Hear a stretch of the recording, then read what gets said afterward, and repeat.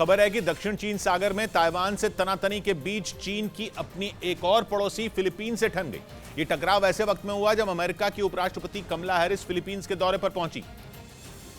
लेकिन उनकी यात्रा शुरू होने से ठीक पहले दक्षिण चीन सागर में फिलीपींस और चीन के नौसैनिक आमने सामने आ गए और फिलीपींस की नौसेना ने आरोप लगाया कि चीन का एक जहाज अपने रॉकेट के मलबे को हासिल करने के लिए जबरन उसकी समुद्री सीमा में घुस गया। असल में चीन दक्षिण चीन सागर पर अपना कब्जा बताता रहा है और अगस्त में उसने अमेरिकी संसद की स्पीकर नैन्सी पेलोसी के ताइवान दौरे के बाद भी इसी तरह के तेवर दिखाए थे। उस वक्त ताइवान को डराने के लिए उसने कई हफ्तों तक मिलिट्री ड्रिल भी की थी और उसकी हवाई सीमा में घातक मिसाइलें भी दागी थी। और अब अमेरिकी उपराष्ट्रपति कमला हैरिस के फिलीपींस पहुंचने से वो एक बार फिर आग बबूला हो गया, क्योंकि खबर है कि कमला हैरिस फिलीपींस में उन इलाकों का भी दौरा करेंगी जो दक्षिण चीन सागर के तट पर बसे हैं। जबकि चीन कई बार अमेरिका को इस विवादित इलाके में दखल नहीं देने की चेतावनी दे चुका है, लेकिन उसकी धमकियों का अमेरिका पर कोई असर होता नहीं दिखा और कमला हैरिस फिलीपींस के दौरे पर पहुंच गई, जिससे चीन बुरी तरह तिलमिला उठा। क्योंकि फिलीपींस वो देश है जो पहले ही साफ कर चुका है कि चीन और ताइवान के बीच जंग छिड़ी तो वो पूरी तरीके से अमेरिका का साथ देगा और उसे अपने सैन्य अड्डों के इस्तेमाल की छूट भी देगा, जिसका सीधा मतलब है कि चीन को ताइवान और अमेरिका के साथ साथ फिलीपींस से भी पार पाना होगा। यानी जंग छिड़ने से पहले ही चीन के दुश्मनों की संख्या लगातार बढ़ती जा रही है।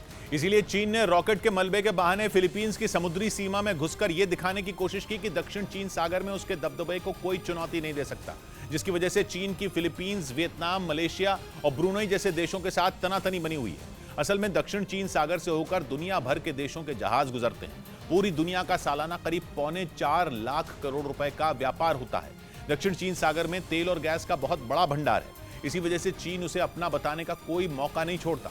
लेकिन अमेरिका चीन के दावे को नहीं मानता, इसलिए वो खुद को दक्षिण चीन सागर के इलाके में मौजूद देशों के साथ खड़ा दिखाने की कोशिश करता है। ताइवान से जंग के हालात के बीच चीन ने अपने J-10 लड़ाकू विमान में उड़ान के दौरान ईंधन भरने की तैयारी का टेस्ट किया, लेकिन वो ये बात भी अच्छी तरीके से जानता है कि अगर उसने ताइवान पर हमला किया तो अमेरिका उसे छोड़ेगा नहीं और वक्त गंवाए बिना दुश्मन का खात्मा कर सकता है। इस ड्रिल का जो वीडियो चीन के मीडिया की तरफ से जारी किया गया, उसमें आकाश में चीन के कुछ J-10 फाइटर जेट उड़ान भरते दिखे, जिनमें चीन के नए हथियार वायु-20 टैंकर एयरक्राफ्ट के जरिए ईंधन भरा गया। चीन का दावा है कि वायु-20 टैंकर एयरक्राफ्ट उसका ईंधन भरने वाला सबसे आधुनिक विमान है और इसे उसने लंबी दूरी के इस्तेमाल के लिए तैयार किया है।